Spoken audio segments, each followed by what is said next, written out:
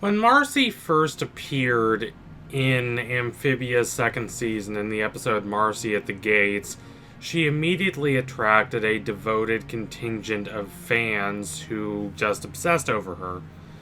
Part of the reason for this is the show's sense of mystery that it cultivated around Marcy. It did not reveal much of anything about Marcy for the entirety of Season 1. She did not appear until a third of the way through Season 2. The slight hints the show does give about Marcy before this point suggest that she would be a lot like Sasha. A little overconfident and manipulative, as good as her intentions might be. When Marcy finally does appear in Amphibia, she is the exact opposite of that image. She is dorky, she is overly enthusiastic, she's a clumsy and awkward nerd, but in an endearing way. A lot of people grew to treasure Marcy because of how adorable and appealing they found her go-getter, enthusiastic awkwardness, nerdiness, her encyclopedic knowledge of the most mundane aspects of her favorite games. A lot of people felt that they could relate to Marcy, and Brawley, the show's creator, said that of the three friends, Marcy is the most like him. So that, combined with how the show kind of made who Marcy actually turns out to be somewhat of a surprise and a subversion, that led to Marcy becoming very popular. It led to a lot of people treasuring her, even as they missed, at least initially, a lot of the darker and more somber aspects of her character. Now, does Marcy necessarily lie about who she is? No, not really, I wouldn't say so. But she does intentionally suppress some aspects of herself in order to create a certain image that she projects to the world. Anne, sincere to a fault, would never consider hiding aspects of her actual personality. Sasha also does not really hide much about herself intentionally, to the extent that the depths of her true loneliness and isolation and longing do not appear in the image she actually projects to others. That's because she doesn't really understand herself as much as she might want to. She doesn't always understand why she does what she does. Marcy, however, emphatically chooses to present an image of herself as the pliable and supportive one. She's always reassuring, she's always comforting, she always puts the needs of others before her own. When she wants to be accepted by the citizens of Newtopia, she helps to improve the city. She doesn't just plead for their affections. She improves their infrastructure and helps the city defend itself from adversaries. She fixes the sewer system, and she proves herself an invaluable asset to the city. And this project of hers is so successful that when she wants to endear herself to the citizens of Wartwood, she does the same thing, even though it doesn't work because she falls under the influence of Wartwood's nefarious mayor, who is more concerned with improving his own image than with helping Marcy. In Newtopia, she's steadfastly focused on reading about the temples, gathering all the information she can, going through mountains of books written in a language that she didn't speak the first time she came to Amphibia and had to pick up through a lot of study and dedication. She does all this to help Anne. She certainly is more concerned with Anne's wants than her own here, because she doesn't particularly want to leave the life she has here.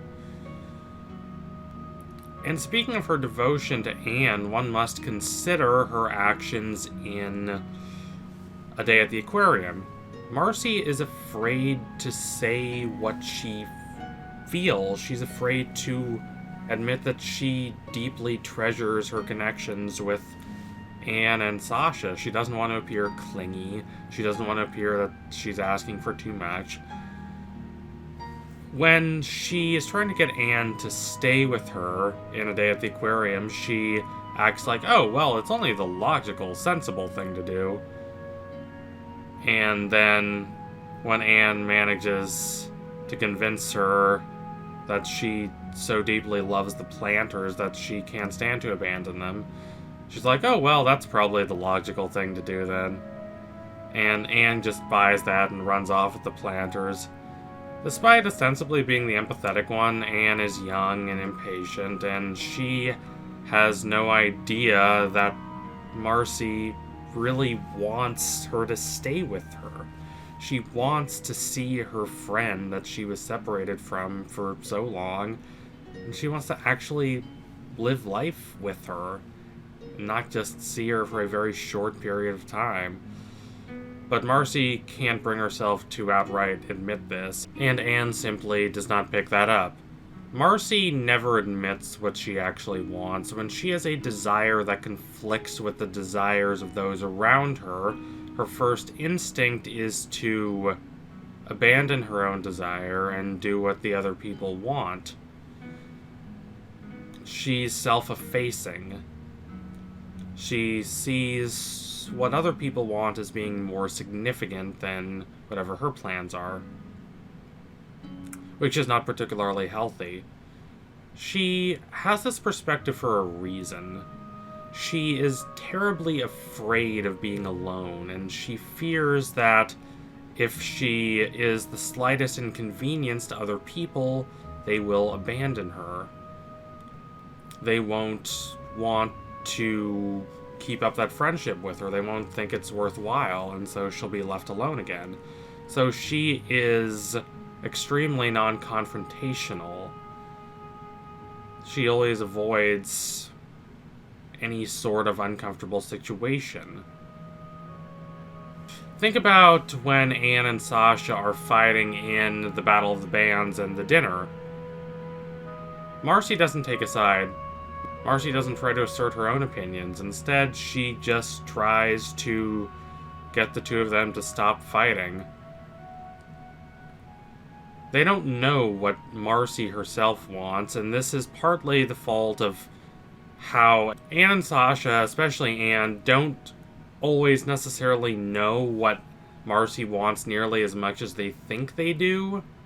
But that is also partly Marcy's fault, because Marcy is reluctant to admit what she actually feels.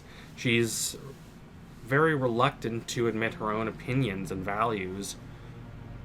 Wanting the three of them to be transported to Amphibia is one of the select instances in the show of Marcy making a choice because it's what she wants for herself, instead of what she believes other people want. Now, whether this decision is right is a matter of debate. Admittedly, I don't think the debate is as clear-cut as a lot of people want to make it. True, Marcy was acting without the consent of her friends, and she did not tell them the truth until she was forced to admit it when Andreas pressed her at the midpoint of True Colors. And of course, we should criticize her for that, but we should also consider that Marcy was right about Amphibia being better in the long term for the three of them. They're all more mature, more thoughtful, and more considerate of other people because of their time in Amphibia. That is, I think, pretty indisputable. And I also think that Marcy was not reluctant without cause. If she admitted that she was the one who transported them here. Her fears that they might have abandoned her, or at least harshly condemned her, are not entirely unfounded. It's hard to judge her too adversely for wanting to keep that to herself. Now, some people have said that Marcy isn't as much to blame as they say she is, because she did not know the box would take them to Amphibia, and this is true, but Marcy also doesn't regret it. This is a point of revealing messy honesty for Marcy. She is happy the box worked, and she refuses to be apologetic for that. And considering how lonely and isolated and resentful she felt at home, her at least wanting to go there herself and escape this life on Earth is not unreasonable. One could say she doesn't have the right to bring her friends along with her, but she is correct in that they have all benefited from Amphibia in different ways. Anne does have a whole frog family that she didn't have before, and that's all because of Marcy. Marcy is perhaps a little misplaced in pointing this out when she does, but she's not wrong. Now, all of this is important to consider when thinking about the direction Marcy's story is going to take going forward. There are a lot of people in the fandom saying that Marcy should be focused on apologizing for what she did and seeking repentance. And yes, to a certain degree that is the case, but considering how apologetic Marcy has always been, I'm a little skeptical about that being the linchpin of her character journey going forward. Of course Marcy's sorry. Of course she's going to seek repentance. In fact, she is probably going to beat herself up so vehemently because of what happened, because of the choices she made. And that is not particularly healthy either. What Marcy needs, much more than to just be relentlessly apologetic and once again putting the needs of others always before her own and not really articulating her own opinion, is to really gain the confidence to speak what she really wants for herself. She needs to become a little less timid, a little more willing to engage with other people. Had she been more open about what happened with the box and her desire not to return to Earth, the situation with the three of them probably would have worked out better. They would have been able to talk about it and have those hard, important discussions that they need to have as friends. I hope she finds peace and is able to articulate what she wants for herself and why. That's healthier for her, and it's also healthier for the friend group as a whole. So thank you all for watching. If you liked what you saw today, don't forget to like, comment, and subscribe. Donate to my Patreon if you can and you want to see more videos like this. Keep watching Amphibia. I am fascinated to see what the show is going to do going forward after a contentious Season 3A that mostly stuck around on Earth. There is not a lot of time for the show to bring all its character journeys and little plots and subplots and ideas and themes to satisfying conclusions, and I dearly hope the show is able to bring all its various elements to satisfying conclusions. Anyway, tune in soon for my next analysis. It will be coming soon. Promise you that. Thank you all again. Adios, comrades.